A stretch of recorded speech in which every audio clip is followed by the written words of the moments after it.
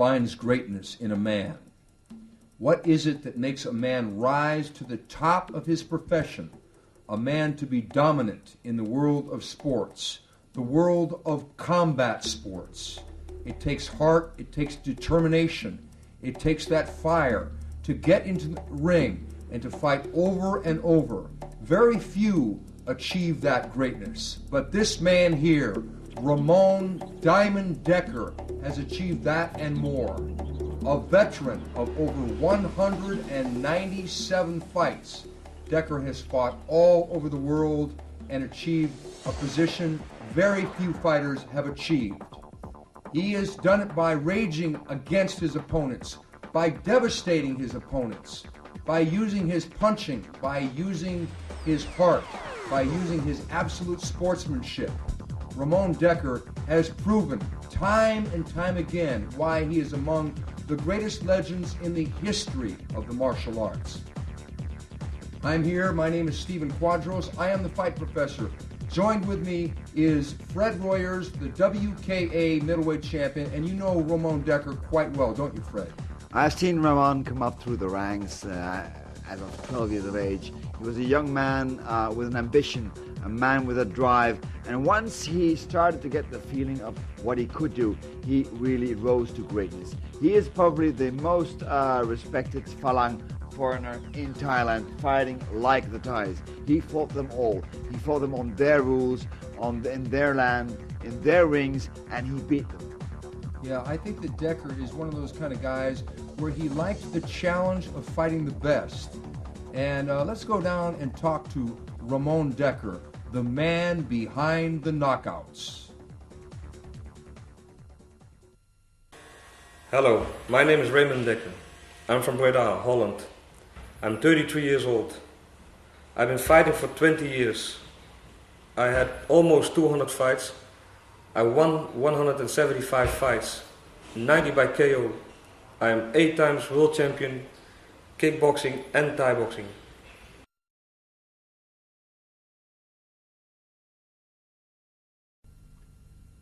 Ramon Dekker, I followed your career from the beginning.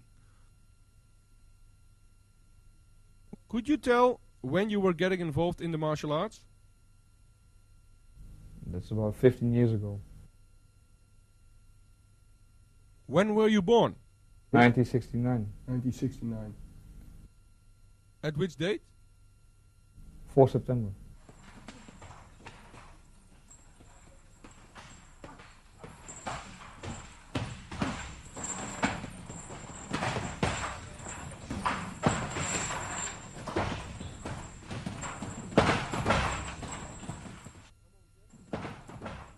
You have a very impressive list of fights.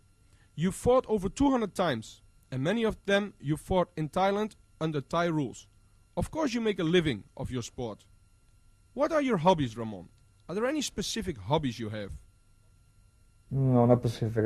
Just the normal things in life. Go out with friends? Go out with friends, drink, have some fun. Have some fun. Yeah. That's it, basically. So you're a very normal guy? Yeah, I am. With a few scars. Yeah, but that's normal. After For a Thai boxer, after 200 fights. You still look good. Yeah, I know. Why Thai boxing? Yeah, when I started in this gym in Breda 15 years ago, I liked what I saw, so I started training over there. And that's how. Who was your first trainer? Cor Hammers, and he is still my trainer at this moment. Did you have other trainers? No, he was the first one, and I didn't have any other trainers. So.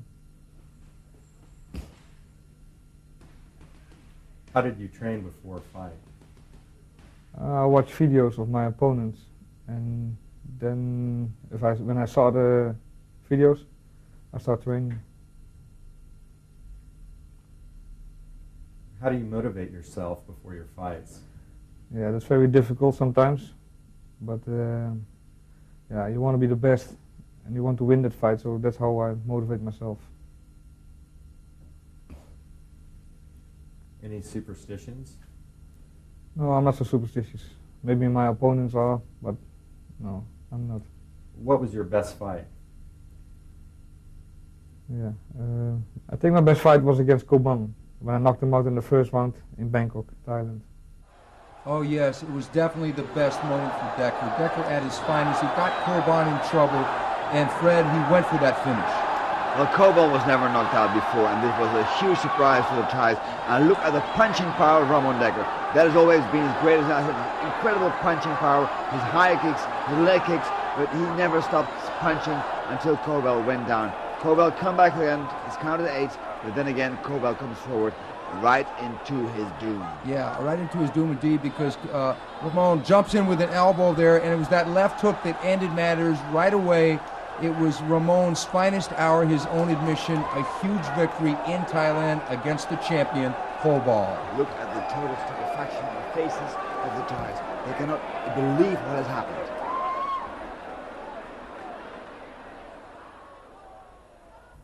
Worst fight? I don't have any worse fights. So. Toughest fight? Also against Koban. I fought him 4 times, and they were all very tough fights. What was your most beautiful fight? When I won the world title against Nampong in Amsterdam. And yes, it was Dekker at his most beautiful. It was Dekker with that punching and Dekker with that beautiful left hook as he lands right here and puts the tough Thai on the deck. And Dekker was fighting in his hometown, Fred. He was fighting in his hometown, well, in Amsterdam, but at the same time the Thai television had insisted to broadcast this fight live to Bangkok, to Thailand. There were Thai referees, there were Thai commercials, even in the corner post there are Thai commercials, as you can see, because everybody believed that he would not succeed in beating this man, this Namphon. But what he did was incredible. I was there, I was writing an article for one of the big magazines. I'm covering this fight, but wow, was Dekker in shape. He was fabulous. Yeah, Dekker showed a variety of attacks, but it was those punches in bunches that really had the Thai reeling most of the fight, being dominated. Much to the Thai's credit, he didn't get knocked out clean, but Dekker had a few surprises for him in the form of kicks to the face.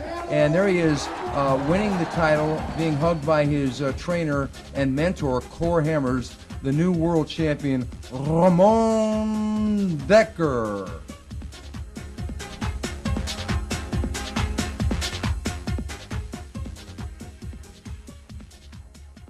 What was your nicest and worst memory of fights or fighting? I think the fights that I lost on points, but for myself, I won. But they cheated, you know, especially in Thailand. They let me lose a fight, but it was for sure that I won that fight.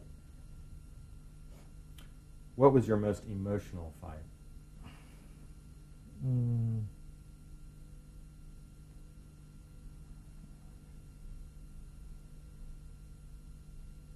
I don't know.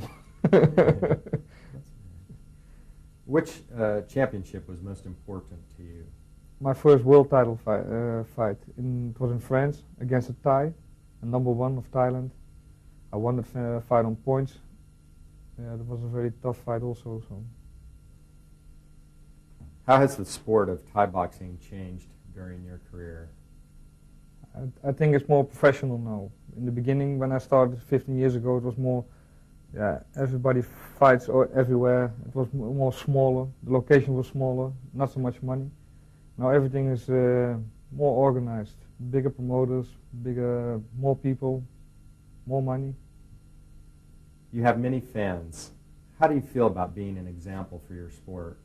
Yeah, that feels very good. That people appreciate what you're doing and looking up to you, and that I'm an example for them.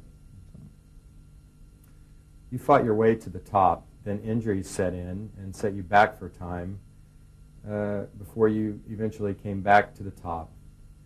Tell us about your injuries, training, endurance, everything that put you back on top. Mm-hmm.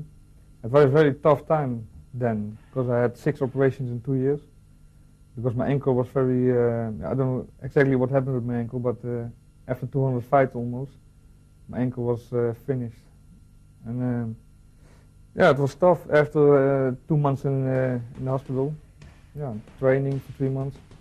Very tough that time. So, but in 2 years' time, I get back to the same level. And as soon as Dekker was well, he was back in the gym, working like a madman, on the heavy bag, doing the repetition necessary to develop his power, and also working many drills with partners. Dekker, being an astute student of the craft, knew how to work not only by himself, but also with that ever-important training partner. One thing you see is that Dekker is very controlled. He can fight like a devil. But at the same time, he can always train in a very precise and astute way. He is really a scientist of the art. Absolutely. And one thing about Dekker is that it's the constant repetition of the technique to develop the technique. He's not just some free-swinging wild man in there. He is a cold-blooded technician with the intention to terminate. Now this is with Cor Hammers, his trainer and stepfather, who is working the pass with him. And you can see the enormous power that Dekker already possessed at that time. I mean, this man was 63 kilograms, and he fights and punches and kicks like a heavyweight. It's really incredible the way he fights, the way he works. Yeah, I had a special schedule with my trainer, Cor Hammers. We train in a special way to get me back in the fighting, on the fighting level.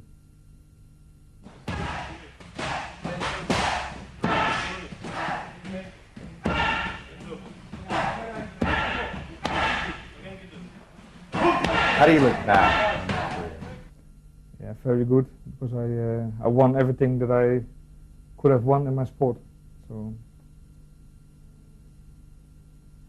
Do you still have goals left in your sport?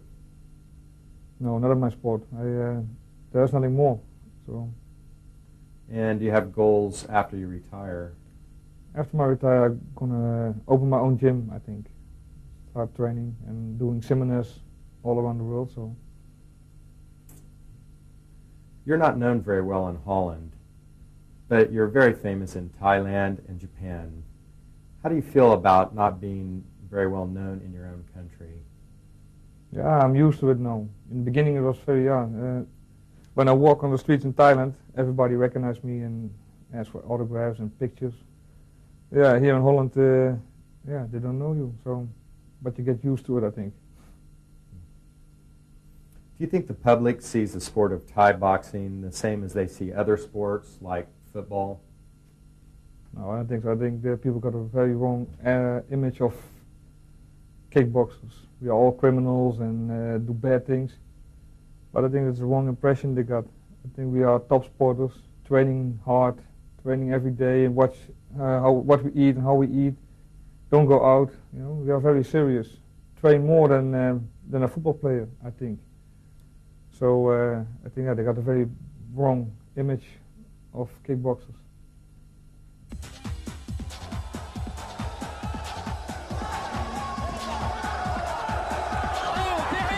Terrible série des deux mains de Dekkers à la face de Joël César qui aura un mal fou à se remettre de ça.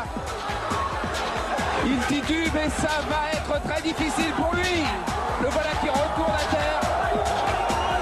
Il l'avait dit Dekkers, c'était un accident contre Cobal, mon KO. Je vais me refaire. The first time I fought César was a very short fight. Yeah, what I remember is that he was constantly in the attack, you know? Yeah. And that I hit him a couple of times very good with some punches, but at the end of the first round I hit him very good with a left hook, and he went down and the referee stopped the fight. Joël César n'a pas récupéré du tout, je peux vous l'assurer. Il va venir prendre des risques et ça va être trop certainement. Quelle bagarre! Allez! César avait trouvé l'ouverture, mais il est retouché d'une droite. Il veut se battre immédiatement, c'est forcené, c'est fou ce que peut être la boxe thaï. On boxe depuis 1 minute à peine. Et on retrouve exactement l'ambiance que l'on a à Bangkok au stade Lumpini. Et c'est fini. C'est fini, Joël César ne sera pas champion du monde. Dekkers garde son titre. On va peut-être discuter dans le coin de Joël César, mais Peut-on dire qu'il avait récupéré? On va revoir des images que Didier Froli va nous renvoyer. Certainement qu'il n'avait pas récupéré complètement, car il avait pris énormément de coups. Et pourtant, il avait trouvé des solutions de contre encore dans ce les coin. secondes. Un coup de pied de face.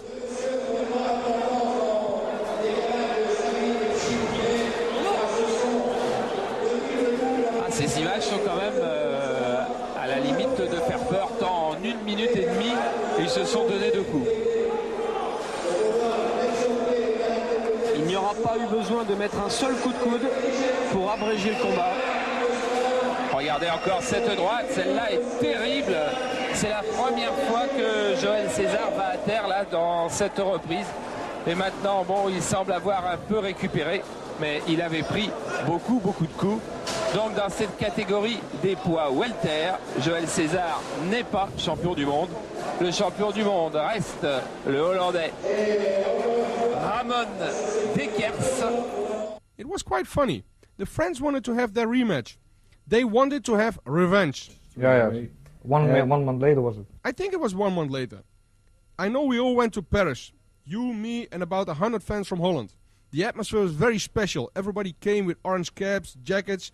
We had the year 1988 and Holland just won the European Championships in soccer. Before the fight, we show you running around Paris and the Eiffeltoren and Arc de Triomphe. I can remember the fans were more tension than you, Ramon. Everybody knew César trained as a madman before this rematch fight. And again, it was his hometown, Paris, France, where the fight took place. Did the victory in the first fight give you an extra impulse for your destructive performance? Yeah, also, but because they wanted to have the rematch, 1 month later I knew that it wasn't good, you know. It was better for César also if he trained longer and had some more fights between. Yes. But he wanted everything too fast, so it happened. It was almost the same as the first fight. I knocked him out in the 3rd round this time. Yeah. But yeah, it was almost the same fight as the first one. Yeah, he got like 2 or 3 8 counts in that fight. It was really bad for the French audience to see their favorite fighter getting destroyed for the 2nd time within a month. César took a lot of punishment in that fight. He got knocked out badly. Yeah. But he went down very long and heavy also. But the Frenchman came to rumble. Conventional wisdom was that the Frenchman chose too soon to come back with that 1 month. But César was very tough in this rematch. And at first, it seemed to be a close fight. You can see that César has been training, especially in the clinch, trying to get the better of Ramon Dekkers there. The referee, the famous Kronksak, who is a very famous fighter himself. But of course, they know Diamond Dekker. Dekker is moving forward now, once again stepping up a gear and then start those devastating punches again. César hung tough, and he was going to be determined to take this into the late rounds and trying to get Dekker tired.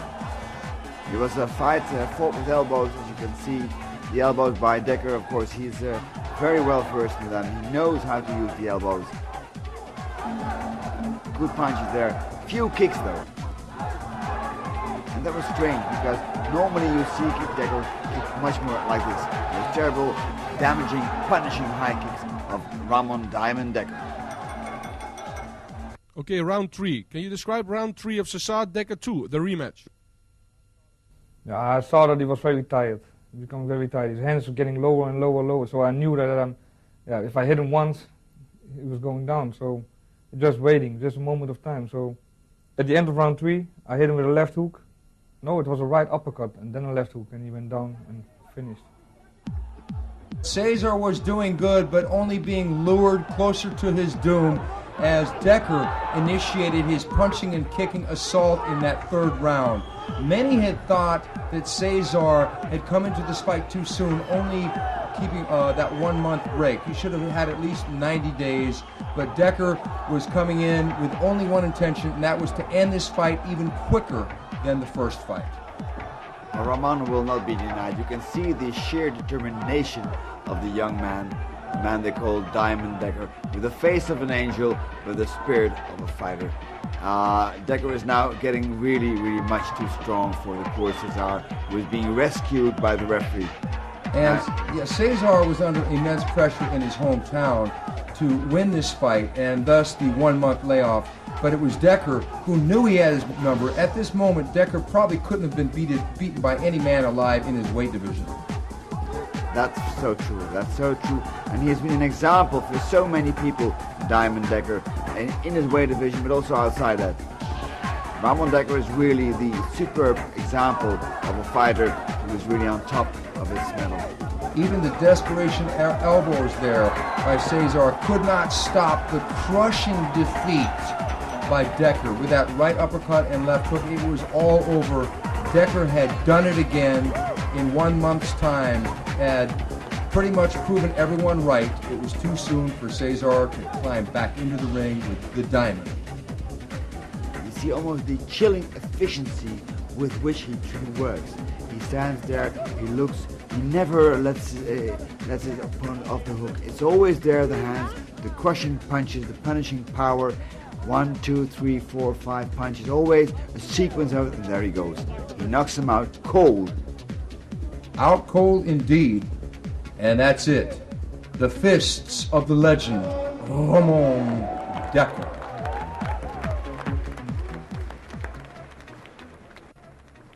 I think it's one of your stronger weapons, your left hook. Left hook, yeah. Not boxing, but my left hook is very famous. In the earlier part of your career, you fought another Frenchman called Richard Nam from France. Tell us what happened in that fight. The first time I fought Richard Nam, it was in France, and then I was a B-class fighter, and he was already European champion. Yeah, but I didn't know that. So when I saw him, I said, "Yeah, I will fight," because I didn't know him. I lost that fight on points, but it was a very heavy fight for him and for me. Mm-hmm. So the rematch was in Amsterdam, and then at that time I knocked him down in round 4 by a punch on his left hook and a punch on the body. Yeah, I witnessed that fight. He also had a lot of difficulties in handling your low kicks in that fight, Ramon. You kicked him so hard, even on his defense, that he could not continue that fight. So that was another illusion less for the French people. Your next opponent is Kevin Morris from Great Britain. Yes, there were 2 brothers. Yeah. Morris. I fought his brother also before this fight, and they were very good boxers. They're from England, so they're famous because of the boxing. But yeah, kickboxing is something different. And this was Ramon in his development stages, trial and error time, as we saw some flash from the man from Holland with a spinning hook kick. And we saw a lot of craziness. He was making his on-the-job training, trial and error, that would later forge one of the greatest fighters of all time. My kicks were very good, my high kicks and my low kicks. So I think that's why the judges gave you the decision in that fight. My kicks make more points. Yeah. And Dekker had taken his kicking to the next level, as many people thought he was starting to kick just like a Thai. It was the power, it was the commitment. And with that power and commitment, sometimes came the injuries, because Dekker always trained with the intensity of a madman, throwing everything, including those kicks, with full power. Whenever he threw a kick, it was always full power. There was no holding back there. It was just like he was punching, always with the intention of knocking somebody out. Yeah, and there he is fighting just like a Thai, trapping the leg, and it was those kicks to the body, kicks to the leg, everything, that it was like swinging a baseball bat. Dekker was renowned not only for those devastating punches, but also those hammers below the waist, those shins of steel, of which he would occasionally set up with the punches and then blast the low kick occasionally. He was really becoming feared for that power. One of the reasons why he had so many injuries in his later years on his shins and on his ankles were because of these kicks. There was always full power behind them, and he didn't care if somebody blocked it. Of course, those kicks were so fast, usually they could not be blocked. But when they were blocked, then of course the injuries were usually quite great. But that did not deter Ramon Dekker. He kicked anyway. Yeah, and what he did was he would actually try to kick through his opponent. And the opponent's legs definitely fell prey to that. he would crack guys open time after time again. And the people, what they got with the name Ramon Dekker, they started to shiver, thinking that they had to go in the ring with this demonstration of destruction. Then there is this other English opponent by the name of Kevin Morris, who takes you on. What happened in that fight?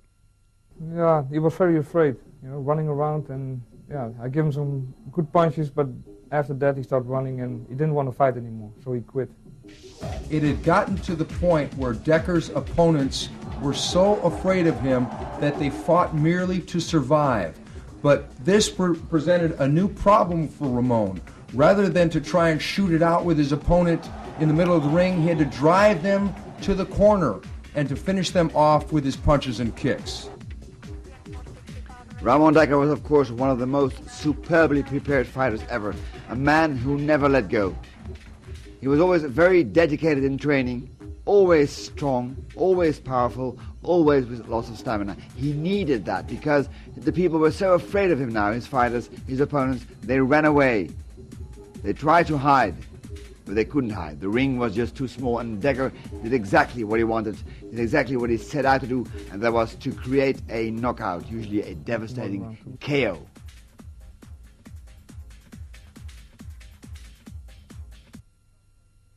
You start fighting in the Netherlands at some big events, promoted by me, Cor Hemmers and Tom Haring.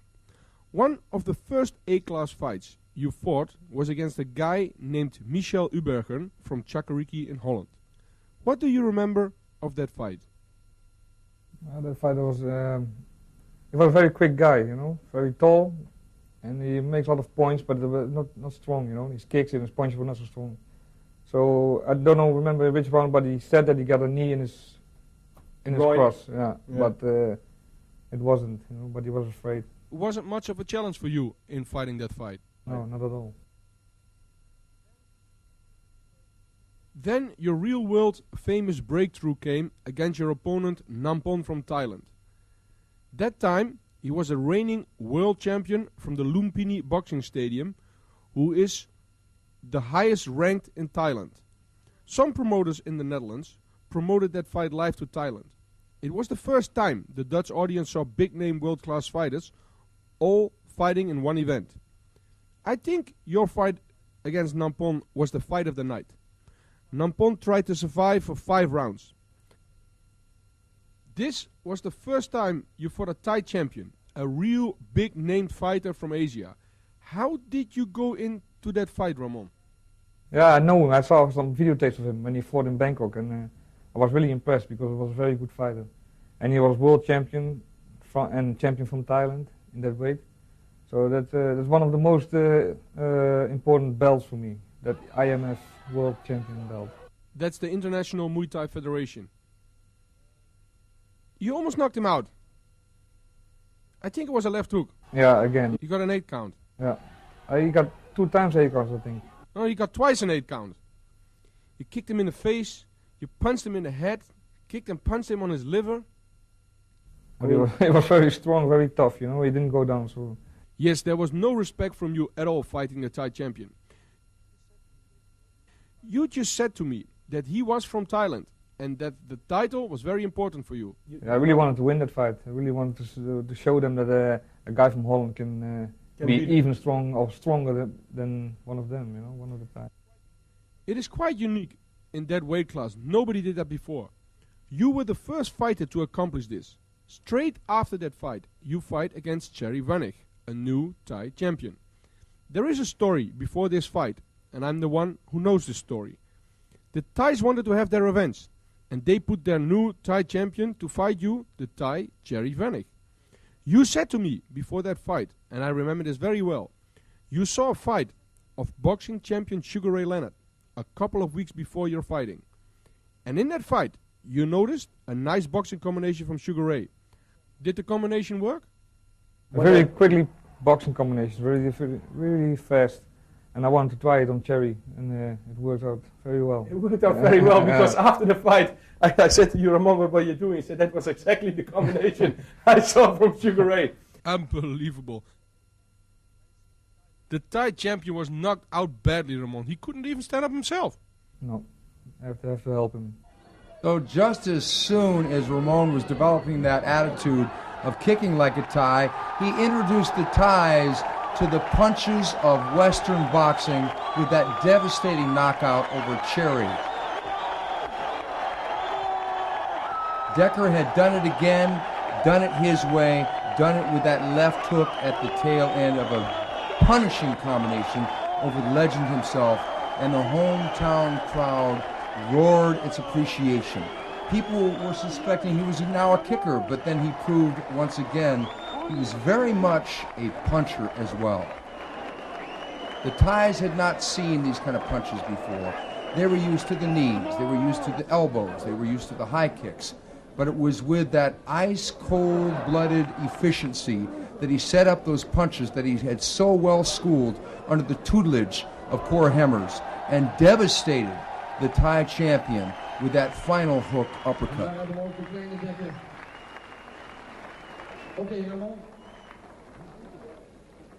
Dekker was now becoming a legend around the world, and the Thais wanted him beaten badly. So did this young chap.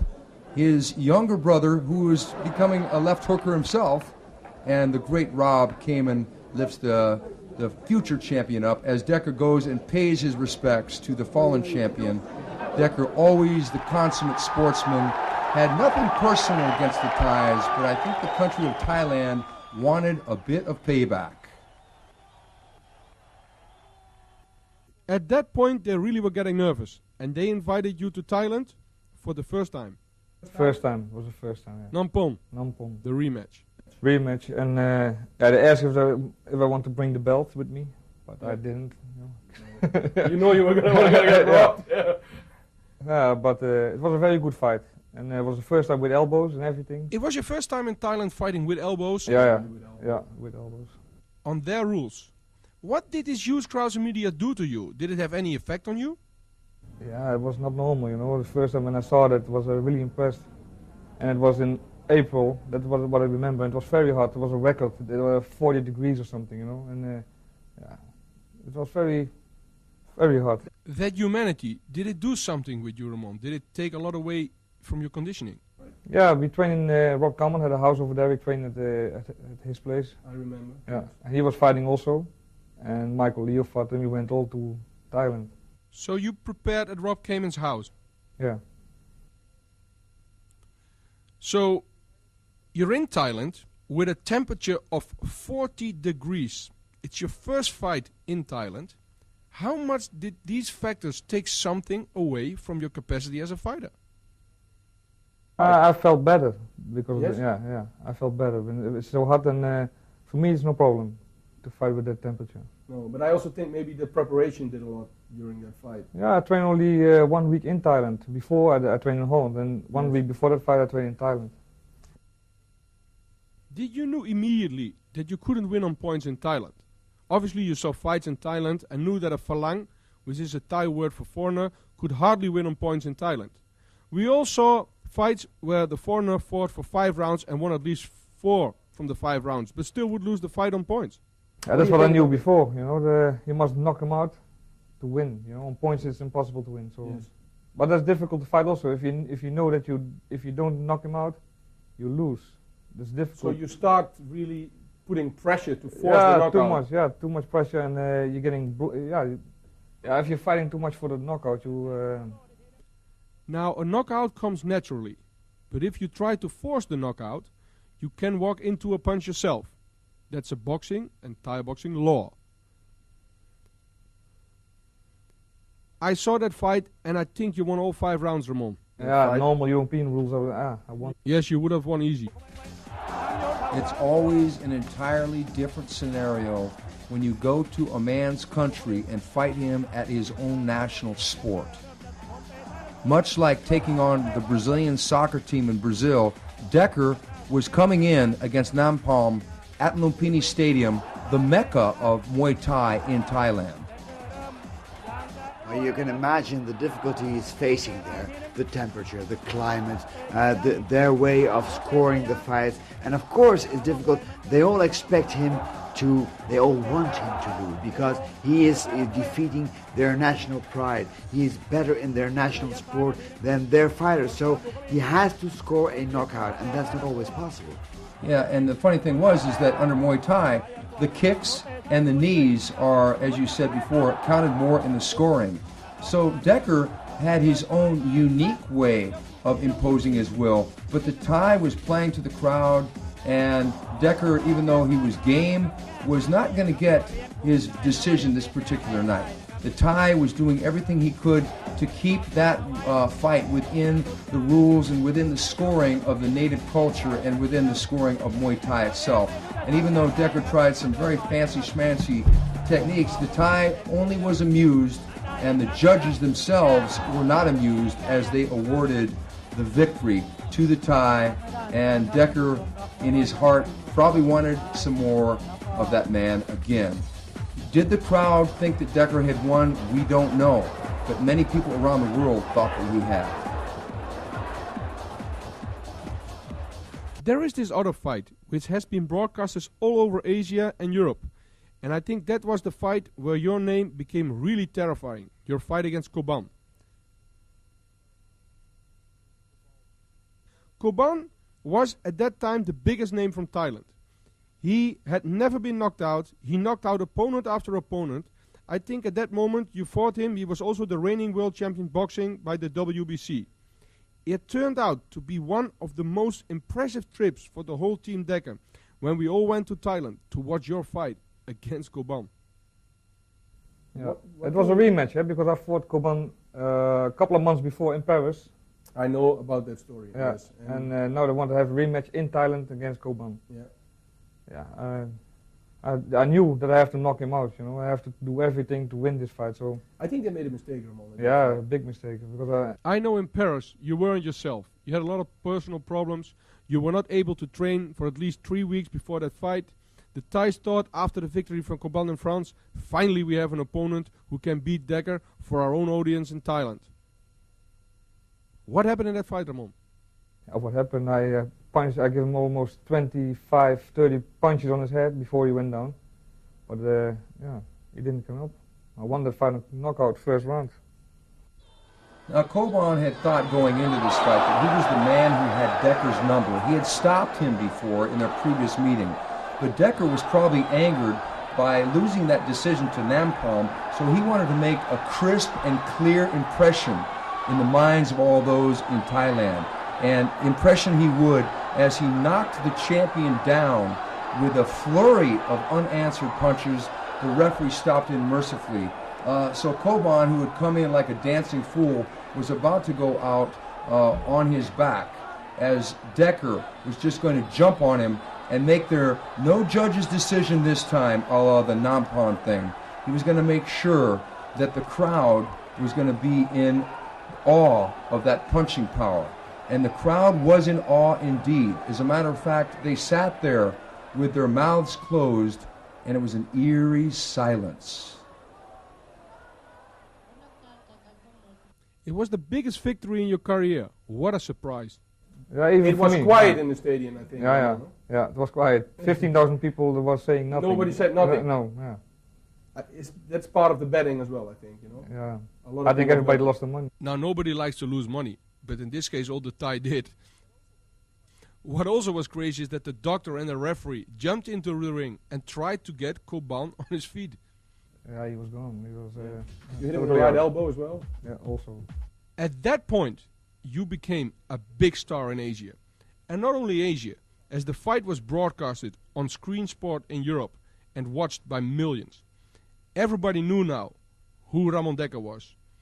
Did you find it more difficult or easier with the status of a star to fight your new opponents? No, not at all. I think it's going to be difficult. I knew it's going to be more difficult for me because they're going to prepare new guys for me. They're going to train many. There are so many Thai fighters in that weight category. So, yeah. After that fight with Koban, they asked me if I want to stay for a month.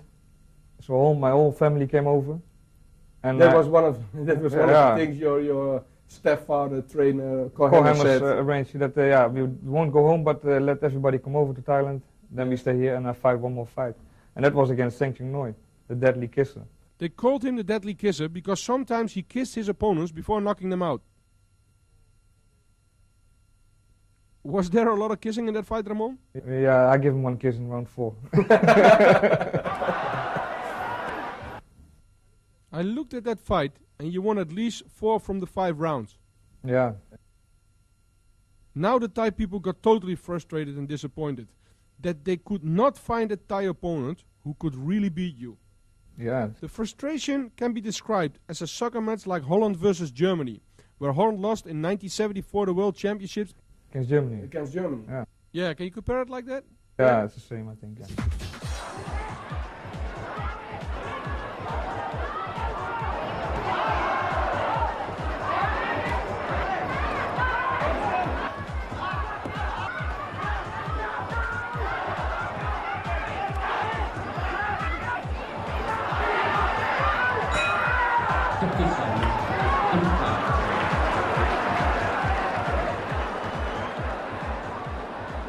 Ramon Dekkers was now becoming the fastest rising star in Thailand in Muay Thai, and he was being matched against the best. But that rising fame was a dual-edged sword. The Thais paid good money to see him fight, yet in some ways they did not want him to win, as he did not win such fights as against the legendary Santanoi. Dekkers would try to play the game as well as he could, try and be tactical, try and fight like a Thai, try and use the point system in his head, and it was very hard for him to win on points in Thailand at that time. Well, time and time again, he met this problem, trying to do his thing, trying to beat the Thais to their own game. But of course, they had become very fans of him as well. It became so difficult for him to train there that people came and watched the way he was training. People were sitting down and writing down the things he and his trainer were doing there in Thailand. So we had a very strange situation that the Thais were learning to train the way that Dekkers was training. And some of the Thais who had suffered defeats at the hand of Dekkers had sent a message to other Thais to follow, including Santanoi, that if you fought aggressive against this young man from Holland, that you might end up, as Koban did, flat on the deck. So they started to fight more conservatively and to hope for those decisions, because it was very hard for anyone to stop Ramon Dekkers at that time, including this man, the deadly kisser, Santanoi. Even though he tries for those elbows to try and open up a cut, it's really a conservative match that he tries to fight. He doesn't try to go for the finish at all times. Well, Ramon Dekkers had become so popular and so famous in Bangkok, in Thailand, that if you arrived in Bangkok and you would go up to a taxi driver, you say you're Dutch, the first thing they would say is Ramon Dekkers, Diamond Dekkers. That name had become a legend. And it was a legend for such wars, with punches, with kicks, with knees, elbows. And even though he would cut the Thai, he would seemingly win the fight, and he would initiate his own attack, fight at will.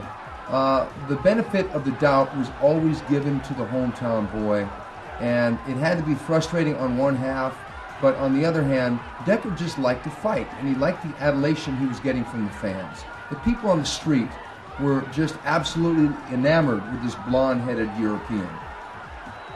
Well, you can see here that he's really dictating the pace of the fight. He's cutting Santanoi, and even though he is so much stronger, he is dictating the fight, they still made him lose the fight. And it was sometimes frustrating, but on the other hand, he knew that if he didn't knock him out, he would lose the fight. But I think in his heart, he knew that the fans were behind him.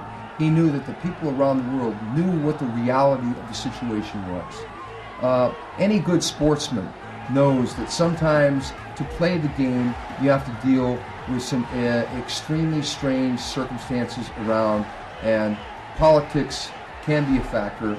It's very hard to get a hometown decision, especially in Thailand.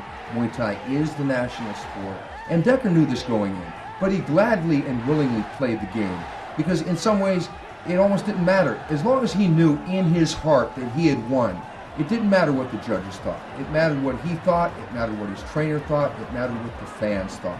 And people around the world were starting to revere this man along with the living legends in the sport of martial arts. Even in those typically Thai techniques like elbow, he outclassed them. He cut a man like Sanchino with an elbow, which is really amazing. No other foreigner had been able to do that. No other foreigner had been able to cut the Thais with the elbows, fight like the Thais, and he was outgaming them.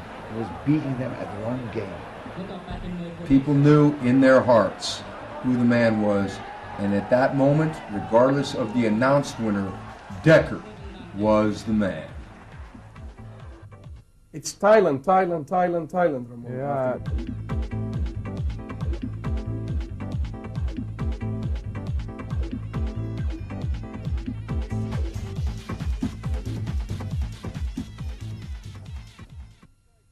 A new Thai champion is created. One of the newest champions goes by the name of Sak Mong Ko. You fought him twice, I think. What happened in that fight, Ramon?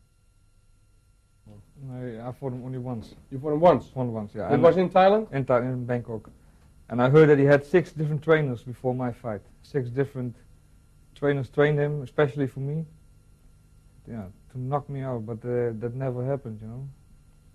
You were still standing at the end of round 5. Yeah, again. I think it was a bloody fight as well. Yeah, I got an elbow in round 4, I think. But he received some elbows as well and lost a lot of blood. It was one of the most bloodiest fights I ever saw. How did you experience these fights in Thailand? Fighting with elbows, the newest Thai champion #1 again on their list. Did you find them getting stronger? Did you find more difficulties in fighting that many different new Thai champions? Yeah, the fighters starting to fight different, you know. In the beginning it was only kicking, but now they're starting to being more complete. Yeah, starting more boxing, elbows, kicking. Yeah, even they're gonna make punches to the body, liver punches. Yeah, they look a lot of videos from me, from my fights, so they try to imitate me. So you changed the fighting style in Thailand? Yeah, I think so, yeah. Well, one thing became clear, that was that Ramon, as the years went by, he became more and more susceptible to cuts. Of course, fighting in a very difficult martial art like Muay Thai, where you can use hard contact like the elbows and the knees, you get cut in fights. That's, of course, almost unavoidable. And all the wear and tear, the scar tissue that he had developed during these fights, and made it more and more difficult for him to defend against these kind of blows. And that's what happened here, for example. One elbow just opened up a huge cut on the side of his head, which resulted finally, of course, in him losing a fight. But Dekker would always come back and never be deterred by the blood. He would always come back to try and end the fight, but it was difficult at that moment because they would get into the clinches, they would tie him up, play the game with him, and go for those quick cuts, and he would come out and go for the knockout. But it was becoming more and more as if the Thais were starting to figure Dekker's style out a little bit and use their own techniques, using that elbow, which was a weapon that he really didn't get to fight with too much while he fought in Europe. And the cuts became more and more a factor as he would come to Thailand, and sometimes it would frustrate the man from Holland. But in that frustration, it only led for him to be that much more determined to not only re-establish himself in the hearts of Thailand, but also in the hearts of the fans around the world with that punching and kicking style that had made him famous throughout the universe of fighting. He had become so famous in Thailand that people started really to study his videos, study his fights. There were really trainers, especially who were called in to instruct the fighters who were fighting him, just to make sure that their fighter would win, because they were so proud on their Muay Thai, and the Thai are a very proud people. And when Dekker found out that they were bringing in trainers, this only reaffirmed his own commitment to getting back into the gym, to hammering out not only the tried and tested techniques that had got him to the top of the world of kickboxing and Muay Thai, but also to get through with some furious new combinations under the tutelage of his corner and mentor, Cor Hemmers. Dekker was really determined, more than ever, to not only be at the center of the stage, but also be the stage itself. And he would do that through the power and the commitment of those techniques, because he was getting ready to face another dragon, another crosstown rival, as he was going to come back into the ring of Holland. Yeah, I fought about 7 years only in Thailand and in France. So Gilbert was the first one who wanted to fight against me. Ramon Dekker had been fighting in Thailand a long time. He had been fighting Thais only, actually. Had been fighting the Thai way. This fight with Gilbert Valentine, that was a fight also with elbows. But still, the way people score the fights in Europe, the way we fight in Europe, that's different. And he found out that an injury which had plagued him already during training suddenly opened up in this fight once again. But it was Gilbert's unorthodox fighting style that really caused people alarm, in that Dekker had been fighting these Thais, but Gilbert was giving him angles, giving him crazy moves, giving him all different kinds of things. And even though Dekker had controlled the fight, it was that annoying injury that Noel Vandelhoven had given him as a little present 1 week before this fight that came back to haunt him in this fight. Controversy surrounded the decision of this fight, but Gilbert has done quite a bit of good work in this fight. In that crazy, rangy, wild, unorthodox spinning techniques, Valentine did get the win on this particular night, but it wasn't all that they were going to see. They were going to see each other again. Yeah, it was an easy fight for me. And it was with elbows, Thai rules. Yes. I had a cut on my eye, but it was not from Gilbert, because 1 week before that fight, I trained with Noel van Heuvel in my gym, and he cut me with an elbow. Many considered you as a winner in that fight. Valentine was a student of Tom Haring, and Haring was president of his own organization. He had his own judges, and there was a lot of controversy. Yeah. Many people speculate that the first 3 rounds of the fight you gave Gilbert enough problems, especially with your elbows. Yeah, if you see, I fight really like a Thai in that fight. You know, I only kicks, not so many punches, but only kicks to his body. Yeah, that was the way I fought the last 7 years in Thailand.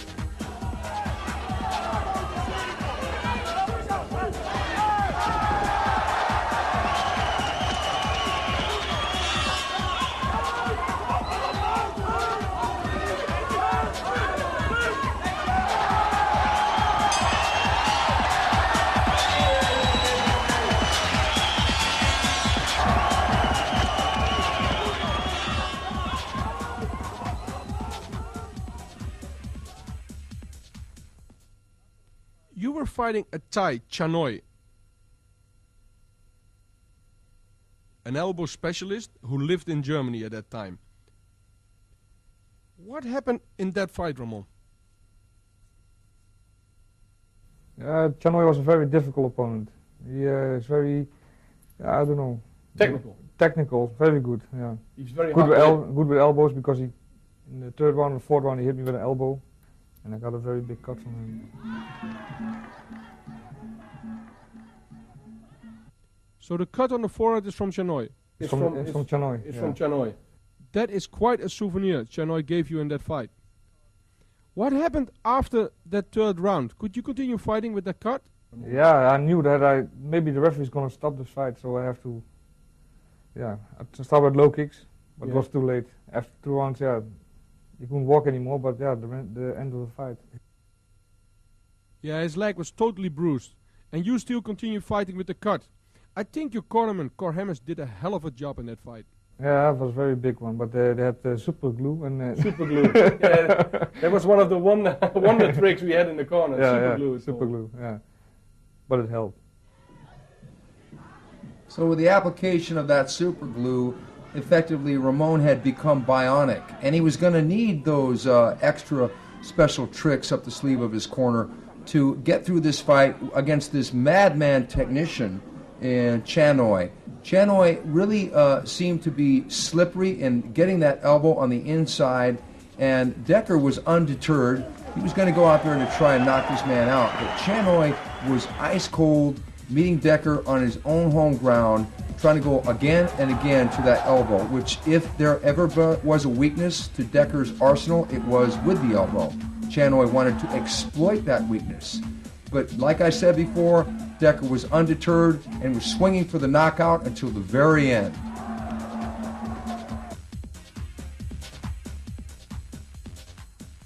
After that fight, the next adventure, and you could describe it as an adventure, it could be said that this whole thing could be like a highlight story by itself. Your fight against Horono, an American Thai fighter. He had some Negro blood. His father was a Negro American from the Navy. Now, it was the king's birthday. I remember they picked us up at the hotel at 4 o'clock in the afternoon. They picked us up in a small bus. The air conditioning was broken and it was extremely hot that day. We sat in the bus with 9 people. Orlando Wheat, Rob Kamen, you, me, Cor, Liufat, just to name a few. We drove about 3 hours through the middle of Bangkok.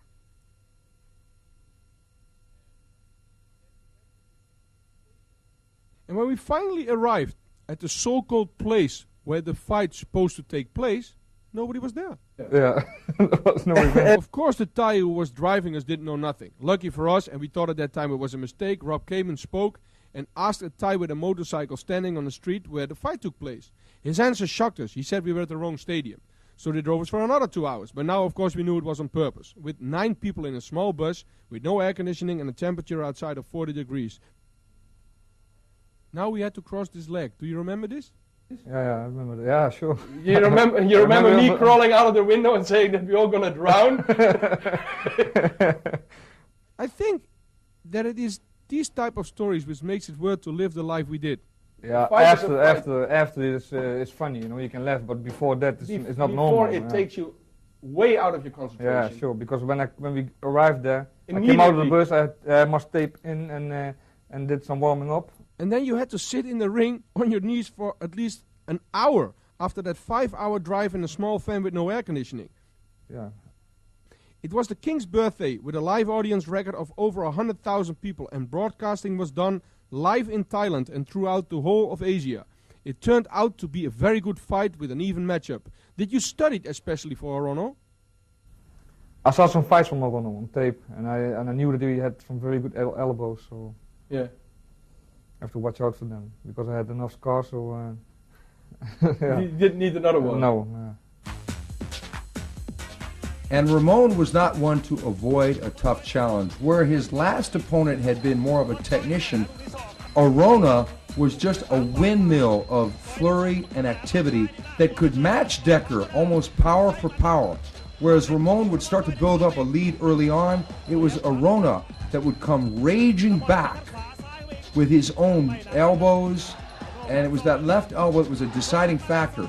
And this was possibly one of Dekker's greatest fights, because in some ways, even though they were throwing everything in the kitchen sink, including this Terminator by the name of Arona, Dekker was now bringing out the very best in his opponents from Thailand. You can see the frenzy with which Arona is attacking. He's an incredibly strong fighter, and he knows that if he would be able to beat Dekker, everlasting glory would be his. Once again, the left elbow of Arona is trying to hit those weak scar tissues on the face of the Dutchman. But look how clever Dekker is defending himself. But he has a tough time. He has a real tough time with this motivated Thai, with this terrible fighting machine by the name of Arona. And this fight went back and forth. It had so many turns and twists. They were trading with the kicks to the face. They were just blasting each other, trying in earnest to knock each other out the whole way, and Dekker was blasting him to the front kick, to the chin, everything he could. Both men, they tried clowning with each other. They tried tricks up their sleeves like spins. It was really an affair where there was a lot of pride at stake, a lot of ego at stake, and with all the respect they had for each other, they were trying to get the victory and to ride on that name on their resume. A victory over one or the other was going to be a solid thing. Dekker had his hands full that night in Thailand, but so did Arona. No other foreigner had ever been able to put such an impressive mark on their sport, Muay Thai, as Ramon Dekker. But in this fight, you could see the best coming out of both. You see the cut with Rono, you see the cuts with Ramon Dekker, and both won it so badly. This definitely was one of the best fights on many people's list of top fights ever in Muay Thai. Now, how did you feel going over there with so many Dutch fans, really knowing that you beat your opponent on points, but lost to a judge decision all the times? Or do you think, oh well, I have the tape and everybody can see I won clearly? Yeah, it's bad for your motivation, you know, because before the next time you think, yeah, if I don't knock him out, I lost this game already, you know. Mm-hmm. So it's difficult. Next fight against Dekkers, you knocked him out. No more point decisions. Yeah, I think so, yeah. More aggression and pressure fighting in Holland? Yeah, especially if you fight against a Thai in your own country, then you think, yeah, now, yeah, I can lose now, you know.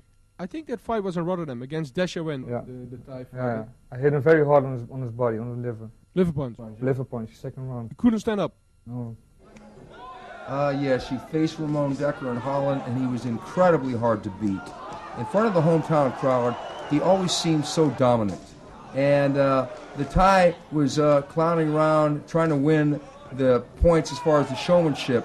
But with Dekker fighting him in Rotterdam, Holland, it was going to need more than that. It was going to be more of a punch-kick situation, of which Dekker was the master at that night, with a devastating body punch. Once again, it shows the versatility of Ramon Dekker, because the Thai has his defense very tucked up high, tucked up behind his guard, and all of a sudden that devastating liver punch comes in, and that hurts so bad. Once again, a KO victory for Ramon Dekker.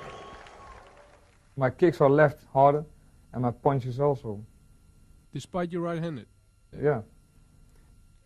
Is that because the way you train? Is there a special way of training? No, I think that's... It's natural. Natural, You're born yeah, that yeah. way. So you fight first in France, and you had a hell of a fight there. You had a big problem with your ankle. And me, myself, as a promoter from the rematch, became very nervous after seeing that injury. Yeah, I was very injured then. Yeah, you were very injured. And then 1 week later, you had to have this fight, this huge rematch in the Netherlands against Gilbert Ballantyne. Many fighters have that one opponent that brings out the very best in them. In this case, Ramon had the crosstown rivalry with Gilbert Ballantyne. Here in the rematch, Dekker and Gilbert go toe-to-toe for the entire fight. Dekker dealt out punishment, Gilbert dealt out punishment. It was the injuries, though, that had plagued Dekker so many times before this fight, and many thought that he was not going to prevail again, but prevail he did, and with force. But Gilbert wasn't going to give up at all. This is a lot like the classic rivalries in boxing between Sugar Ray Leonard, Roberto Duran, Marvin Hagler, and even in the heavyweights with Joe Frazier versus Ali. The classic opponent. They brought out the best in each other. Two Dutch guys going toe-to-toe. You can see that Ramon is already heavily relying on boxing techniques. Because of all the operations he's had on his legs, he's had, I think, 6 operations in 2 years. He just actually couldn't really kick with his right leg. He had to do all of the left one, but still punching and kicking and going strong in this fight with Gilbert Ballantyne. Look at the way they eye each other. These two guys, they're just amazing. It's interesting because both these guys on paper have similar styles because they're both punchers. They both like to throw the wild kicks. But when you see the fight in its entirety, you realize that even though they are punchers, they punch entirely different. Ballantyne is in some ways more of a brawler, more of a street fighter, where Dekker is the... Now look here, Ballantyne really tried to snatch this fight away from Dekker, but it was Dekker's heart which eclipsed his injuries. It was that big heart indeed, plus the years of training that he had had. that forged an iron will that even though he was only kicking with that left leg, the pain he was feeling in the right leg did not deter him from taking this win against his crosstown rivalry, Gilbert Valentine. We shouldn't forget that Valentine was a great, great champion in his own right, a formidable fighter, and to be able to, even at this stage of his career, to wage a war with Gilbert Valentine is really an amazing feat. And I think that there was no bad blood after a while. There may have been at the initial time when they met, the first, and even before the second fight. But after a war like this, where these two warriors go toe-to-toe, head-to-head, they gain that mutual respect for one another as Dekker notches the win and gets his revenge against the man from Chakariki, Gilbert Valentine.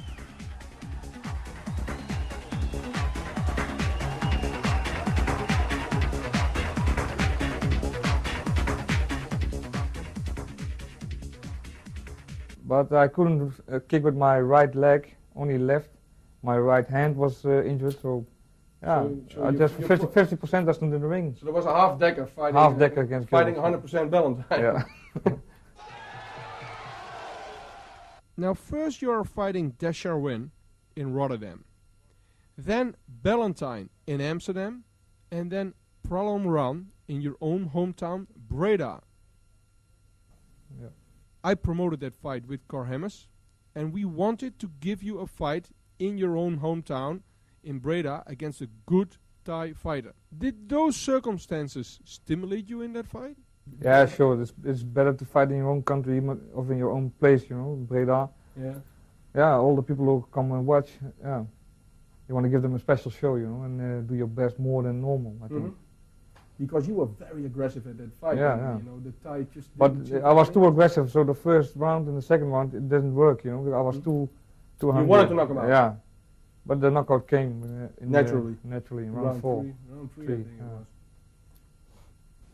And Dekker's visits to Thailand became less frequent, but nonetheless, the Thais sometimes would go to him and seek him out in his home turf. And this created sort of a thing where he had to rise up and figure out a way to win. Well, of course, the wear and tear on Ramon was becoming more and more clear. Hundreds of fights, years of wars, that takes a toll. But still, every time, once again, it was again Ramon Dekker who was fighting for his life, fighting for his fans, fighting for his career, because he did not want to give up. He did not want to stop a career that was going so strong, even though he had all these injuries, all these operations. And actually, he was, at this stage of his career already, sort of a handicapped fighter, a man who could actually only kick with one leg. If his surgeon, who had operated on him so many times, would have known that he was still fighting, that he was still using the leg sometimes, for example, what we just saw right now, the right leg, he should not do that. And it was an interesting thing because Dekker fought in some ways not only for himself, for the honor of his legacy, but he fought for the fans. He felt a huge obligation to keep the fans happy because it was the fans, after all, that had led him through such an illustrious career, had paid his bills for him, had paid him the great purses he'd made in his so many fights. So he did feel that obligation, and he felt the obligation to those who had supported him, and he was going to support them by continuing in this miraculous career with win after win, with another crushing, devastating knockout over another very tough Thai fighter. You could see the way he fights. He never gives up. And when he goes once again for a total knockout, a devastating knockout, and a finishing blow. We are now in the year 1989. It is very quiet around the person Ramon Dekker after almost fighting 190 fights. What happened, Ramon? I had an injury on my ankle. I had an infection in Thailand, and something with my bone structure. That's because of all the kicking in 200 fights almost. Mm-hmm. And then the infection, I got it in Thailand, so they almost have to amputate my right leg. So after that, when I recovered, I was afraid for fighting again, you know, because I don't want to lose my leg. Especially to kick with that. Yeah, also. When came the decision that you wanted to start fighting again? I love fighting, you know, and it's getting better with my legs. So when I started training, getting better. Yeah. So then I started fighting again. One of the first fights after that injury is against a Moroccan named Hassan Khazroui, who made a big name by knocking out some popular Thais. You took that fight and it was very exciting to watch. Every round was exciting. Yeah, but because he's a very difficult guy, Hassan Khazroui.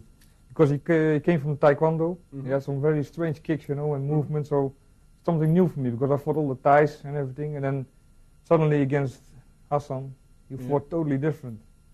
I think it were your boxing skills that dominated that fight. Yeah, I was stronger than him, but my boxing skills were better, so I knocked him out. Yeah, you knocked him down quite a few times, but he showed a lot of heart in getting up every time. You won that fight. How did it feel to win after a long absence against a real upcoming talented fighter like Khazroui?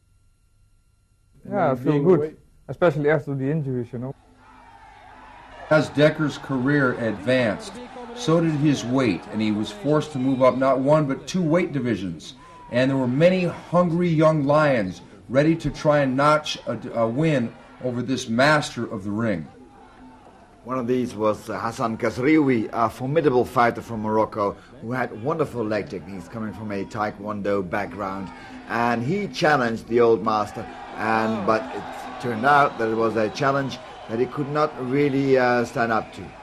It was youth versus experience, but Dekkers also had that power, and it was the power of the punches, the kicks, the knees, as he stalked the younger man later in the match, and he delivered the knockout once again with those huge punches, those devastating punches. And we can see that Dekkers is still using the right leg, the leg he shouldn't be kicking with. Already his stance is a southpaw stance, so he's forced to use his left leg because he sometimes forgets it. He is so used to using that lethal right kick. Once again, the master of disaster, Ramon Dekkers, wins another fight. After that fight, they have to operate me again. I did 6 operations in 2 years on the same leg. Yeah. And even my doctor said, it's over, you can't fight anymore. But I got a fighting heart. I want to fight. Yeah. So. At that point, you start changing and developing new techniques to be like more of a southpaw, and you train for other combinations as well? I changed my whole tactic, I didn't kick with my right leg anymore, only with left. Even my punches were different now because I couldn't stand and walk and move on my feet like I'm used to. Okay, the fight against Ryan Simpson, who became another big rising star in Muay Thai in the year 2000.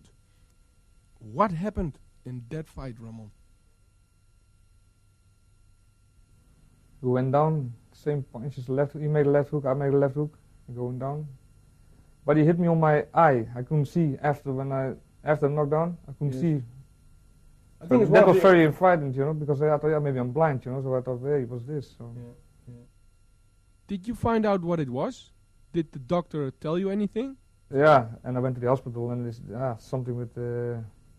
Something with the eye. They didn't know what exactly. No, yeah. It's very amazing. I only saw it once more in a boxing match. Very unique. The 2 professional, well-trained athletes hit each other at the same time on each other's chin, and then go down at the same time. It's a classical incident. You do not see that like in a decade. Now Simpson made his name through you, and the fight was very well matched. And it was enjoyable to see that Dekkers was still there after your terrible injuries. Of course not the old Dekkers, because you could notice your different fighting style and that you did not kick as much anymore. I didn't train them because before that fight, I think it was a month or 6 weeks that I came out of the hospital and was still recovering. Then another new opponent, a Moroccan fighter named Tarzati from Musa Gym, a good fighter who takes you on. Yeah, but it was a tournament. It was only 3 rounds, and normally I start after 3 rounds. It was too short, and it was They gave the decision to Tarzati, although you were warming up. I think if it was 5 rounds, he would not survive it. Yeah. So you are not really a tournament fighter. If it is for 5 rounds, then I Then have it's no to. problem. Then Gerald Mamadeus, a world champion full contact, who was starting Muay Thai as well. You knocked him out by leg kicks in round 3. I think it was leg kicks. What happened in that fight? In the beginning, with opponents like Mamadeus, who has the same fighting style like, for example, Kazrui, can be very dangerous. Did you train differently to fight Gerald Mamadeus?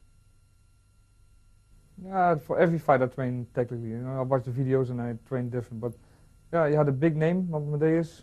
He said he kicks very hard, but he's flexible, but not so strong. So you did not find him a strong kicker? No. I think it was in the beginning with low kicks.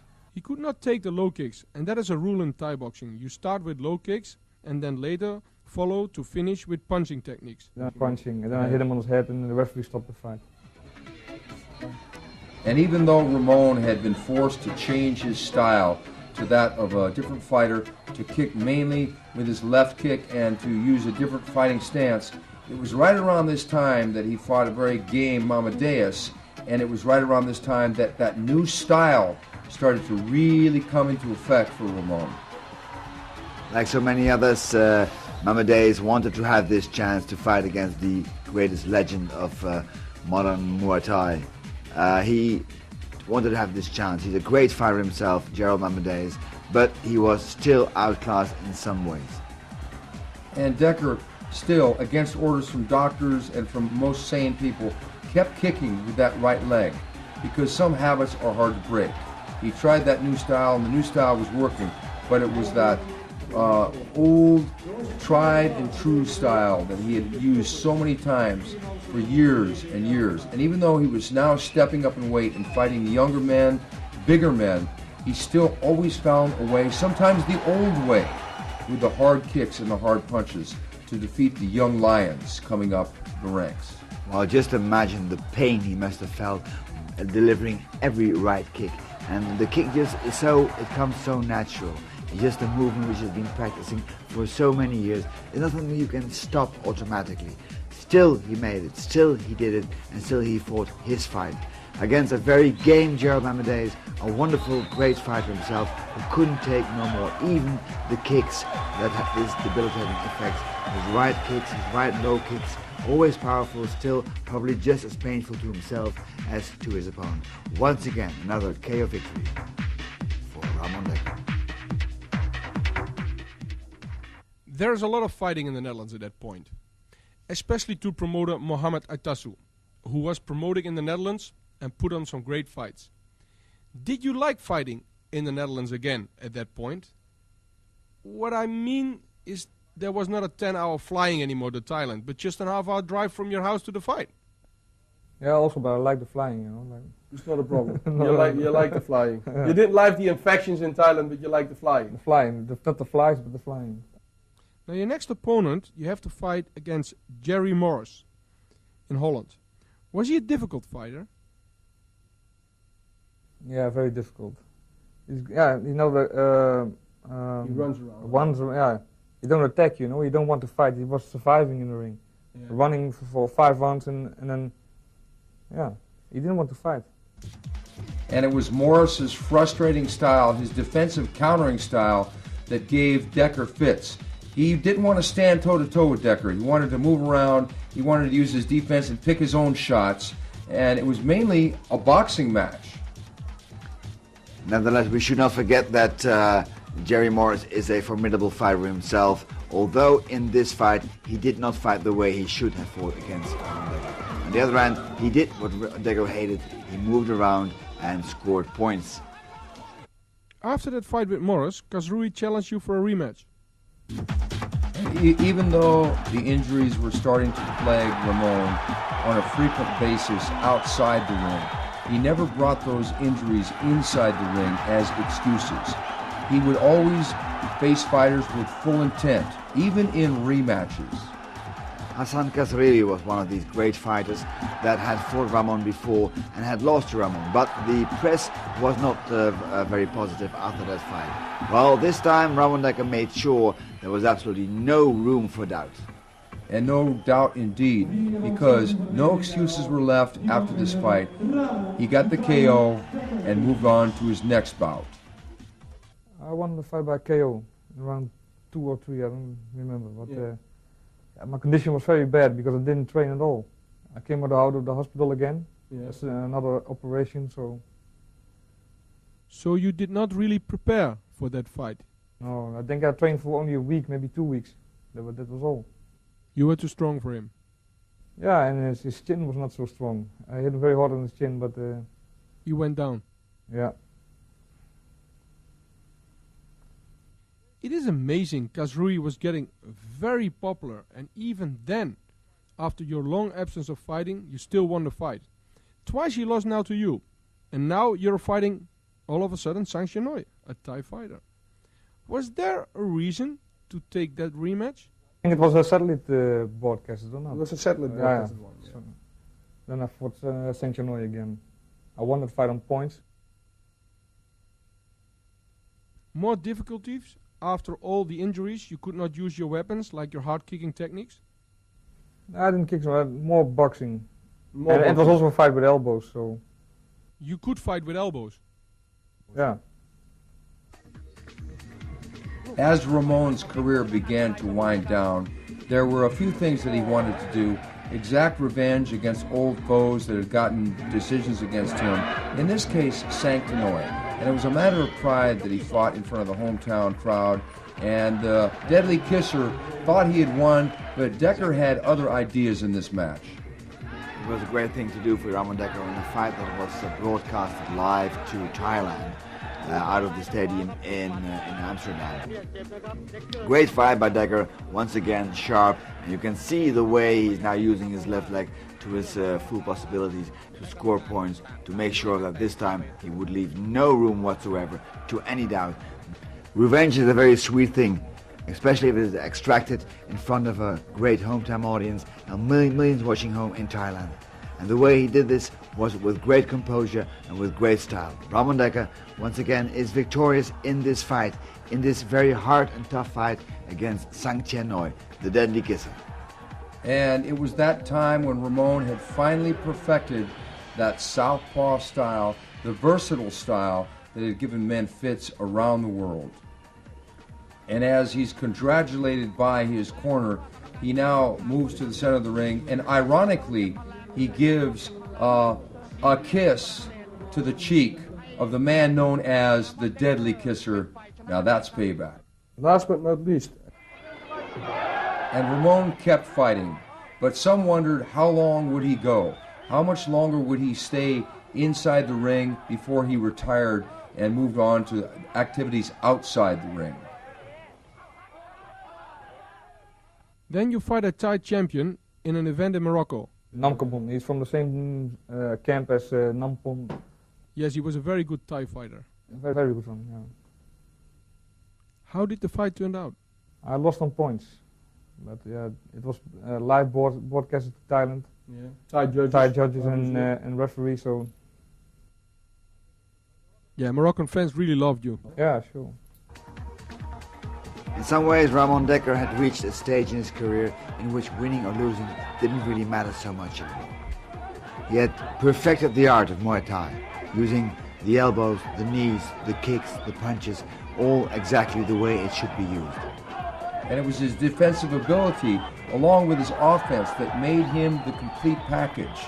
If ever there was a fighter who epitomized from head to toe what you need to know about stand-up fighting in the ring against Thais, against Americans, against people from around the world, it was Ramon Dekker, the great one, finally ending a great career.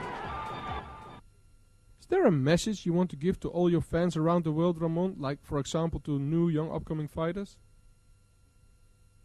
If they're watching the video, don't try this at home. It's very dangerous.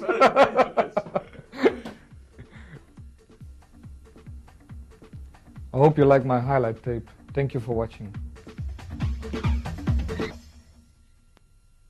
There's no doubt that Ramon Dekker has etched a place in history as one of the greatest fighters of all time. I'm Stephen Quadros. I am the Fight Professor. and I've been very proud to have worked opposite my broadcast partner, Fred Royers. Fred, what about this Ramon Dekker character? Well, Ramon is fabulous, fantastic, and I would like to thank him on behalf of all the Muay Thai community in Holland and all over the world for all the years of pleasure, of excitement, of fantastic experiences that he has given us.